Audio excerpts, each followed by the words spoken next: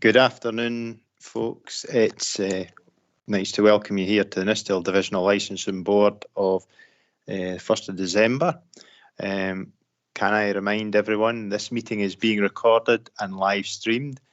Could I remind members to follow the good practice guidance, which includes muting microphones and switching off their video when you are not addressing the meeting? Should you wish to contribute to any item, you should write speak in the Teams chat function or raise your virtual hand and you will be invited to speak in order. Should your question or issue be raised by a previous speaker, please withdraw your request so that we deal with the business as efficiently as possible.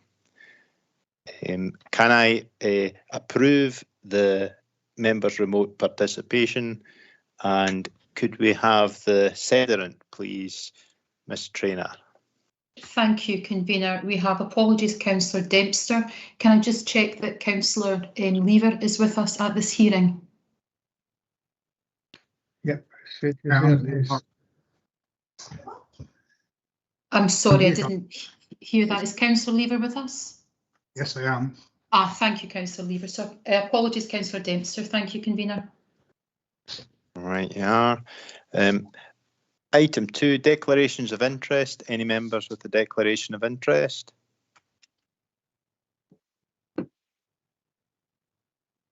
I don't see any hands going up or anything coming through in the chat. Item 3, minutes of meeting of 15th of September. They're here for approval. Can we take this as a correct record? Agreed. Right. Item 4. Licence Scotland Act 2005, applications for occasional licences and extended hours granted under delegated authority. The report's here for noting. Any questions? Don't see any hands going up. Right. Item 5, Licence Scotland Act 2005, applications for minor variations granted under delegated authority. The report's here for noting. Any questions on item 5? Don't see any hands up, so we'll take that as none. Item 6, Licensing Act 2005, applications for transfer of premises licence granted under delegated authority. Reports here for noting. Any questions? No. So happy to note. Right, move on to item 7. Licensing Scotland Act 2005, application for variation of premises licence, Scott Fresh, Unit 1, 78 Glasgow Street, Dumfries. Caroline, would you like to take us through this report? Thank you, Convener. This is indeed a major variation application in respect of Scott Fresh Unit 1 at Glasgow Road in Dumfries. I can see we have the agent Stephen McGowan here to represent the applicant. Can I just check, Mr McGowan, do you have anybody else with you here? I can see Jack is a guest. Is this in relation to this application? Yes, good afternoon, Caroline. I hope you're well, and good afternoon, Convener, and all the members of the board. Jack Marwaha is with me. He's my client. He is a director of the applicant company, and he's the owner of the business. Thank you, Mr McGowan. So, members, this is major variation application, and the details are at Appendix 1, essentially adding wording that the premises will offer a home delivery service to any other activities in the operating plan. The application was received the 13th of October 2021. The copy of the application was sent to the usual statutory consultees. The site notice was advertised from Friday the 29th of October to Saturday the 20th November 2021 for the full 21-day advertising period. Satisfactory signed confirmation of site notice has been received. I can confirm that there are no objections or representations in relation to this application, and there is an LSO report at Appendix 2 to this report advising no adverse comment. So in terms of procedure, Convener, I would suggest, as always, that we just hear from the police, although they have advised no adverse comments. We then hear from the LSO, hear from Mr McGowan, the applicant's agents. Any questions from members? Thereafter, give the applicant an opportunity to sum up prior to going into session. Thank you. Yeah. Sergeant McKee, is there anything you would like to add to the report? Thank you. No, I've got nothing to add. All right. Mr. Collins, have you anything you would like to add to your report? Thank you, convener. Hopefully it's self-explanatory and nothing further to add. Cheers. Right. Is there any members got any questions for anything in the report before we ask Mr. McGowan? Oh, Councillor McKee. I was just wondering if there's a restriction regarding home delivery service. Does that include alcohol, or is that not included in that part of the business? Mr. Collins, I take it it'll be the alcohol will be the part that we're licensing today, is it? Convener, did you want me to just interject there? Yes, Yeah. the home deliveries will. Yeah, the home deliveries will be in respect of alcohol. In terms of food deliveries, it's already implied in the operating plan that forms part of the premises licence that food deliveries can be undertaken without any express permission in the operating plan. That was inserted via the Coronavirus Scotland Act 2020. So the request here today pertains to home deliveries of alcohol. And I would suggest that you just allow the agent to speak to that application. Thank you. Does that answer your query, Councillor McKee? So, Mr. McGowan, if you'd just like to talk us through your application. Yes, happy to do that, convener. Good afternoon again, everyone.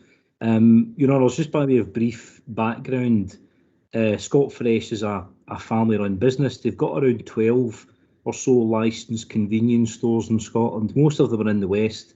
They are very experienced licence holders. I've represented Jack and his family, I think, for about 10 years now.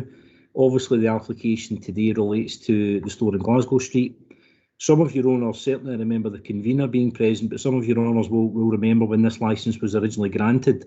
It was back in 2018, and Jack's son Sean was with me in the chamber back in the days when we were actually allowed to do hearings face-to-face. So you might remember this application being granted.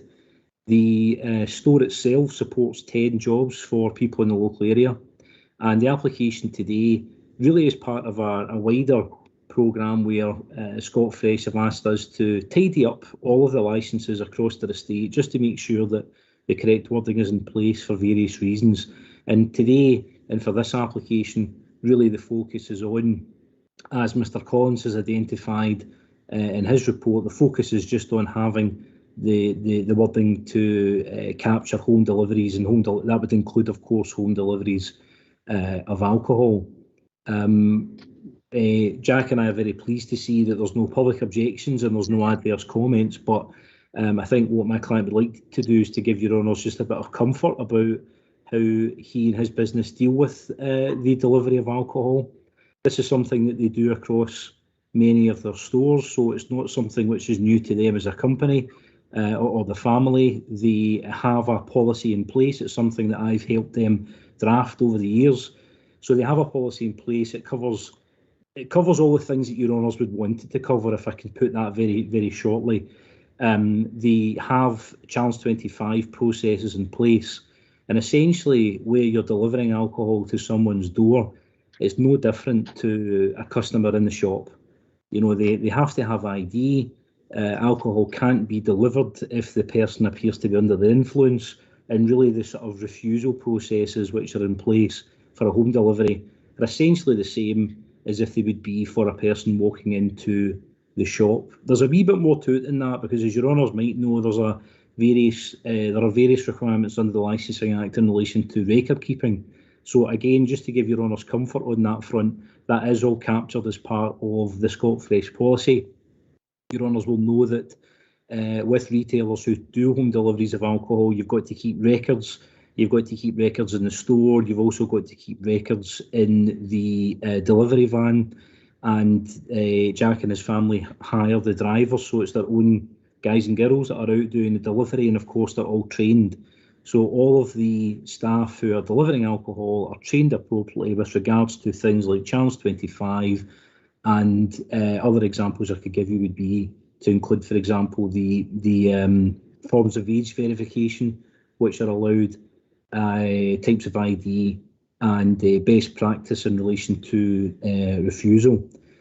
In respect of refusal, if one of Jack's employees wants to make a delivery and isn't satisfied that the person is of the correct age, or perhaps might be under the influence, then the alcohol is simply not delivered. It's brought back to the shop, and then one of the managers would make contact with the person who placed the order in the first place. So there is a policy in place to cover that situation. It is a rarity, but it's something that they have in place across all of their stores. There's a few other different rules that they observe. For example, in terms of deliveries, it has to be to someone's residential address. Scotfresh would never deliver alcohol to a park, for example. And of course, they wouldn't deliver alcohol outside of the hours during which alcohol is not allowed to be delivered under the Licensing Act as well. They always observe the irresponsible promotions rules under the Act, and obviously any alcohol which is ordered for delivery remotely will be the minimum unit pricing rules as well. That's just a very, very quick run through the existing policy that they have in place for their stores, Councillor Hislop and Your Honours. So I don't want to go into too much detail unless Your Honours wish me to, but I would hope that that gives you sufficient comfort to know that Jack and his family are responsible retailers, and we commend the application to you. I'll be happy to answer any questions that you might have. Are there any questions for Mr. McGowan? I don't see any hands up, and nothing's came through in the chat. With that, can we take the application then? Are members minded to support this application? Agreed. Agreed.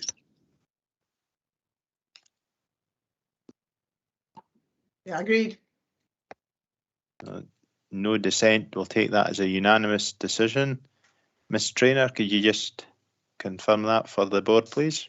Thank you, Convener. So, Mr. McGowan, your application has been granted unanimously by the board, and you will be notified of that in early course. Thank you. Thank you very much for that. And with the convener's indulgence, if I can just make an observation, I'd just like to say, Your Honours, that throughout the court, I haven't spoken to you in person for a long time. I hope we get back to real world hearings at some point, but I just wanted to say that Your Honours Clerk and her team in the licensing section have worked very hard across this period of time to support various licence holders in your area. And I don't often get the chance to say that in a formal setting, so I want to say that now and just put on record my thanks as a licensing lawyer for the efforts that your clerk and her team have put in place across these difficult times. And I do look forward to seeing you all again in the real world, hopefully next year. Thank you. Right.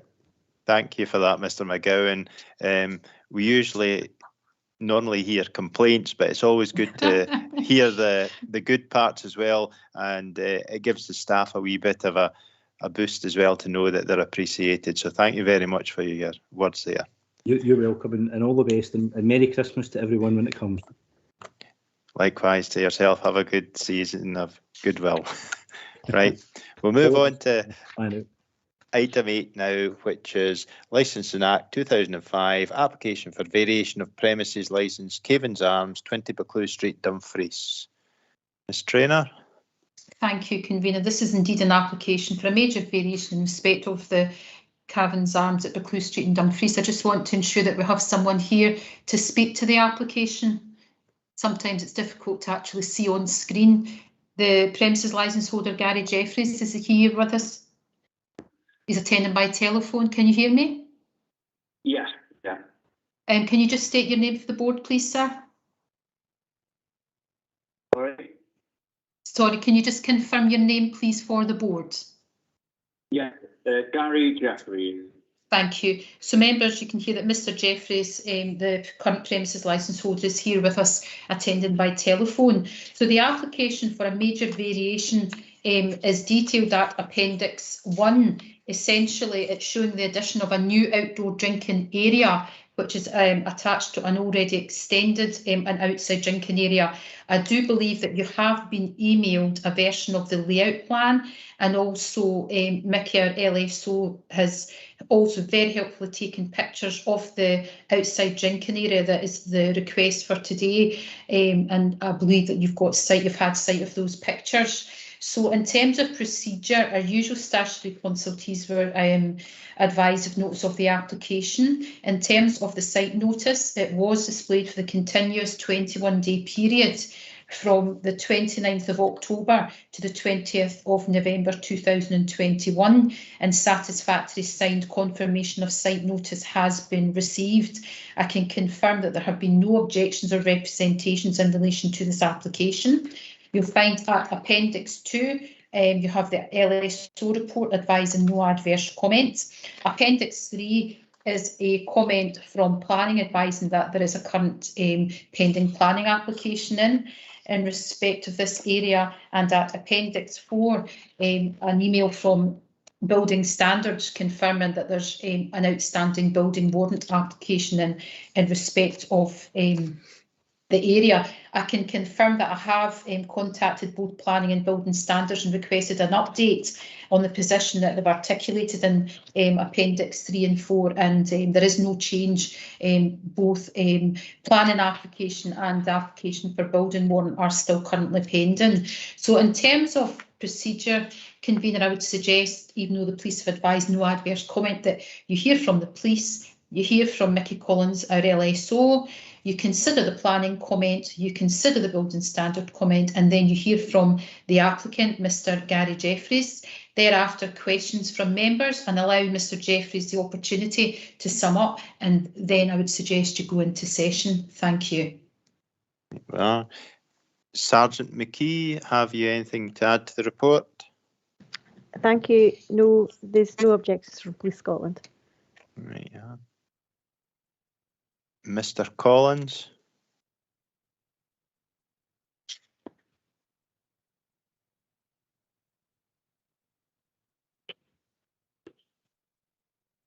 Mr. Collins, you're either muted or you're not there.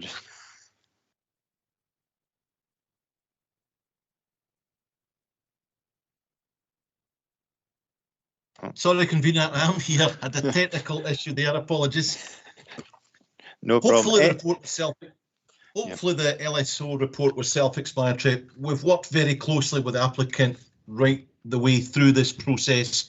Very appreciative of what we do in licensing, and it's maybe just worth highlighting it was particularly diligent through the challenges of COVID, putting many things in place in response to various legislative changes. So nothing further. Right. Take it with that, there'll be no questions from members on the report. So, Mr. Jeffries, would you like to speak to your application? Yes, certainly. Basically, it's a wooden structure to the side of our existing beer garden, which it's got 6 tables inside it with a maximum capacity of 30. Obviously, it's no smoking. It's mainly used for eating, but drinkers are also in there as well. So it's allowed us to have a external capacity now of 60.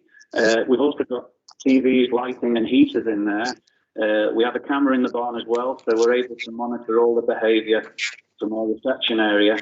And we always have staff on it in there when it's open. So it's been great in terms of providing extra work. We've had to take on more staff to man the area, so it's gone very well.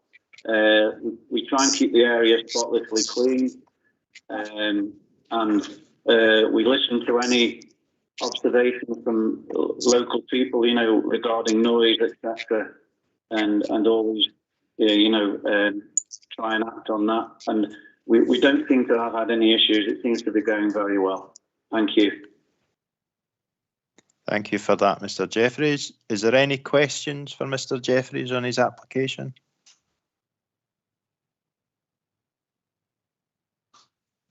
Just Councillor McKee? I noticed on the pictures that came through this afternoon, there's one section got a roof on it. Is the rest of it open air? Yes, yeah, all the sides are open. We do have, if it starts pouring down with rain, we've got some gutters that we can put down just to protect the customer from getting wet. But no, the rest of it is open. And just bearing in mind as well, the roof, we made sure that it was a fire-resistant polycarbonate roof. Thank you. Thank you. Right, if there's no further questions for Mr. Jeffries, Caroline, I have one question with regard to the two outstanding issues, the planning and building control. Can we grant the licence without these in place? And can Mr. Jeffries operate prior to getting his planning in place if we were to grant it today, or can we only grant subject to confirmation of the two outstanding issues with planning and building control? Thanks, convener. To answer your question, in terms of granting subject to planning and building control, I would advise against that. It's a difficult one because planning have advised that the planning application is still pending, and on the building standards side there's a pending building warrant. However, when I emailed building standards, I asked them for an update and they did say that there were no major safety issues from a building standards perspective. That's quoting directly from what they said. In terms of, so you can grant on the licensing side, that's one statutory hat. Now, if it's the case that the licence holder operates in breach of building control or planning because they don't have planning permission, they are allowed planning permission for 28 days in a calendar year, of course, without planning permission. So you can grant on the licensing side, which is what I would advise, and then if there's breach of planning, there's breach of building standard, then that is for those other departments to deal with. What I will say is that when prior to having sight of the pictures, convener, just to assist members, when I'd read that this was a kind of wooden structure, I did have a sort of different visualisation from what it appeared in the pictures that Mickey kindly and very helpfully took. I did go back to the Scottish Fire and Rescue Service, not to second guess what they'd said, that they had no objection, but just asking in an email, are there any public safety concerns, because obviously one of the grounds of refusal is having regard to the licensing objective of securing public safety. And they came back to me and said that there were no public safety concerns, and one of them had indeed visited the outside area. So it's for you obviously to decide whether on the licensing side there's any grounds of refusal, and if it's granted on the licensing side and they continue to operate. I do understand that they've been running on a series of occasionals for quite some time. Is that correct, Mr. Jeffries? Yes, that's right, yeah. So they've been running on it. I think they've had about 14, we've got 14 occasional licences on our system. I can see that Councillor Stitt has his hand up, convener. Councillor Stitt, would you like to make comment? Just on the planning application, Ivor, notice it's the 21st, 1962. I know at present there's a backlog of planning applications, and earlier in the year I had to chase something up that had been lodged on the 7th of April. I don't know when this has been lodged, and I think the longer this drags on, it's got to take an awful time and less planning. I've got to clear their feet very quick on it. Ms. Traynor has sort of indicated that we're looking at the licensing side, and the planning side is for planners to sort out if there's an issue at that time. And I do realise that there is a backlog in planning, so I don't know if it's going to cause an issue for the applicant, the planning side, rather than the licensing side, but that's to be determined yet. Caroline, have you any update after Councillor Stitt's question? No, I actually don't, convener, but I have been advised that there are delays on both planning and building standards sides, so they're obviously taking a lot longer to deal with applications, and I would suspect that this is why this building warrant application and planning request is still pending. Right, yeah. Hopefully that gives you an answer to that question, Councillor Stitt. With regard to the application, is there any objections to the granting of this application?